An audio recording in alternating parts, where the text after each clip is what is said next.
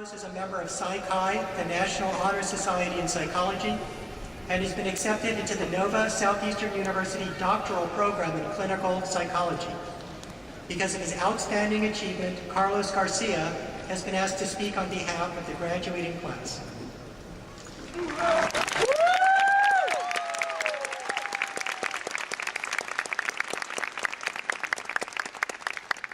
Thank you, Rosenblum.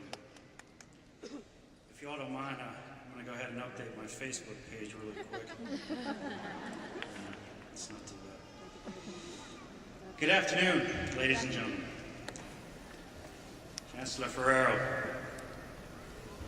Dean Hamberry, members of the Board of Trustees, distinguished guests, faculty, staff, family, and friends. I welcome you to the NOVA Southeastern University 2010 Commencement Ceremony.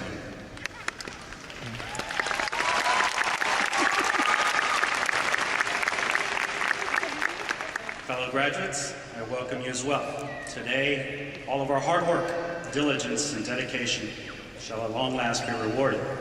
But before we proceed, I would like to take a moment to recognize all of those individuals, family, friends, and loved ones who helped play a supporting role for us throughout our journey here. We thank you for all of your love and encouragement. We are truly grateful for the gift of your presence today.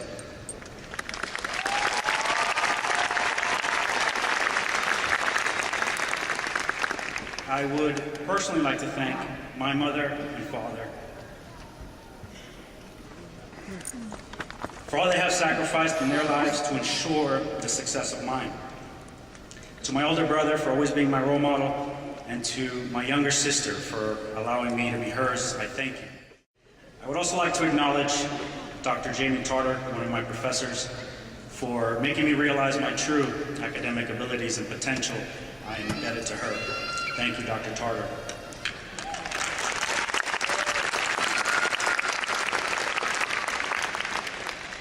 You know, when I was first told that I would be giving this year's commencement speech, I quickly realized two things.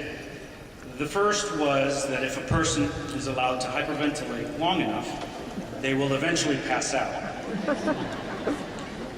The second thing I realized after I regained consciousness was that I probably wasn't the best person for this role.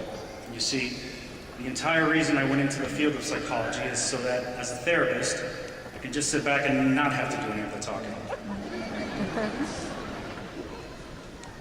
But in all seriousness, I'm actually extremely honored to be speaking before you today. This is a truly humbling experience, even more so because I'm being asked to speak on behalf of the entire graduating class. And that being said, graduates, know that no matter how sincere my words may be on this day, it would not be possible within the confines and brevity of this speech to ever truly capture the sheer genius of all of your brilliant minds. So I will not attempt to. I would, however, like to begin by telling you a little bit about myself and about my past.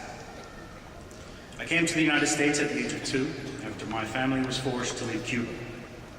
Like many other immigrant families, we arrived here with nothing, but through hard work and determination, my parents were able to build a better life for us in this great land of opportunity. When I was older, I decided that I would repay this country for having blessed me with such freedom and independence. So immediately after graduating high school, I enlisted in the United States Marine Corps, where I served proudly for 6 years.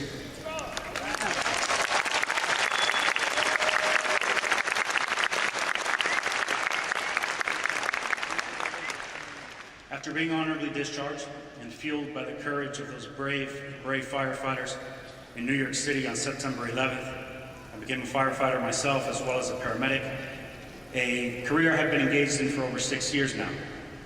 But approximately 2 years ago, I realized that I still had more of myself to give. So I decided to return to school after nearly 10 years away from college to pursue my bachelor's degree in psychology and eventually a PhD. But my story really is no more remarkable than any of yours. You each carry a unique tale of perseverance and determination which has led you here. The truth is, you are all just as deserving of being up here as I am. I don't hold any great secret to life. I didn't get here by making all the right decisions or always making the right choices, but what I did do was pursue my dreams. And I believe you are all here because you've decided to pursue yours. And in my eyes, that makes you just as brave as any firefighter or soldier.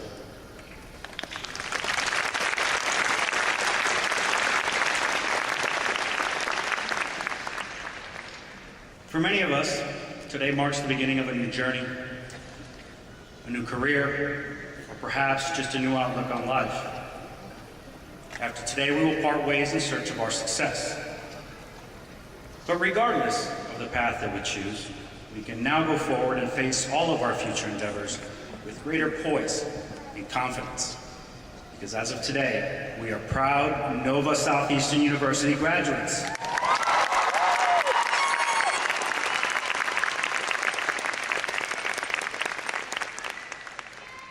Yet we must also remember that not only does this title carry with it merit and distinction, it carries with it a responsibility to honor the prestige of this university and of its outstanding name and reputation. When I first began my search for undergraduate schools, I remember that NSU was the first college campus that I visited. It was also the last. I was immediately impressed with the pleasant atmosphere, the nice people, and the ever so friendly and supportive faculty and staff. Not so much with the cost of tuition, but they say you can't put a price on a good education, so. One of the factors that truly attracted me was the amazing amount of diversity at NSU. The university has always been dedicated to fostering the growth of its students by enhancing their multicultural awareness. As a matter of fact, the U.S. Department of Education has recognized Nova Southeastern University as one of the most diverse universities in the entire country. Much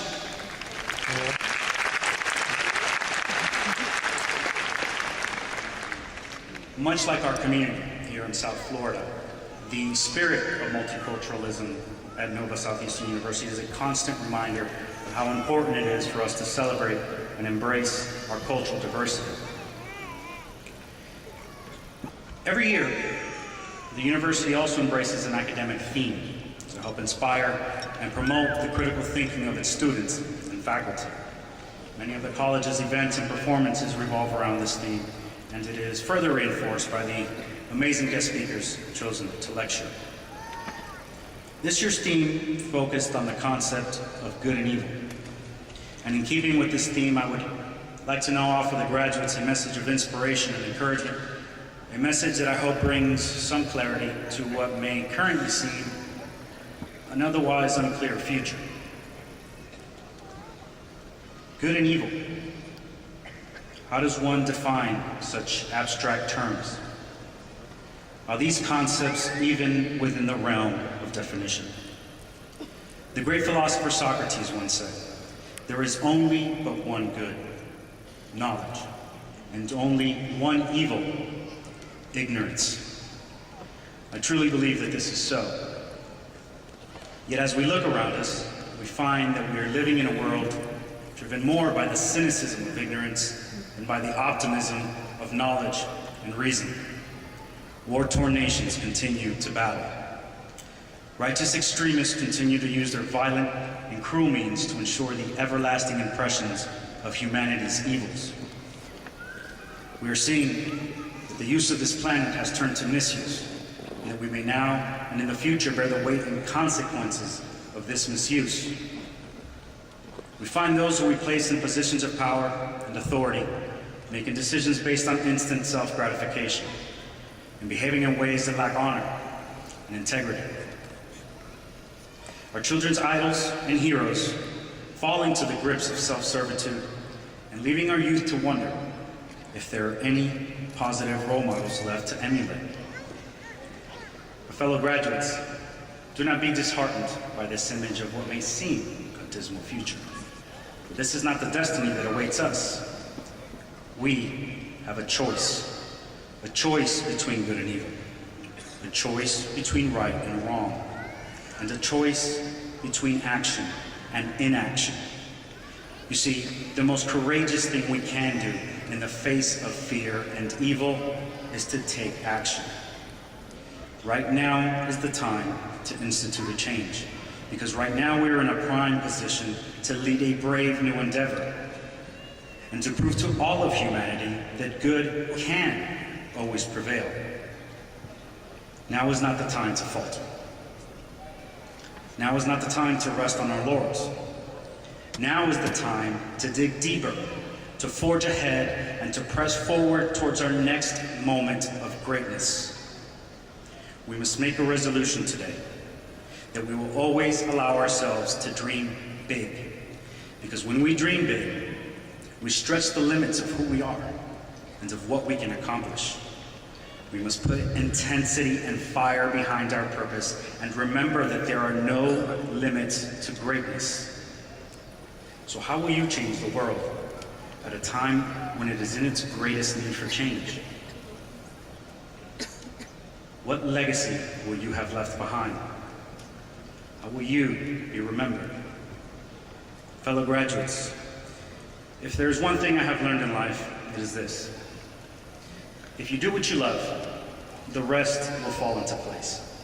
And if you are doing what makes you happy, you will find your success. But may you now go forward and find the road to your dreams. But if you do not, make your own path, and you lead the way. And in doing so, may your outstanding accomplishments blaze a trail for others to follow. Thank you and congratulations.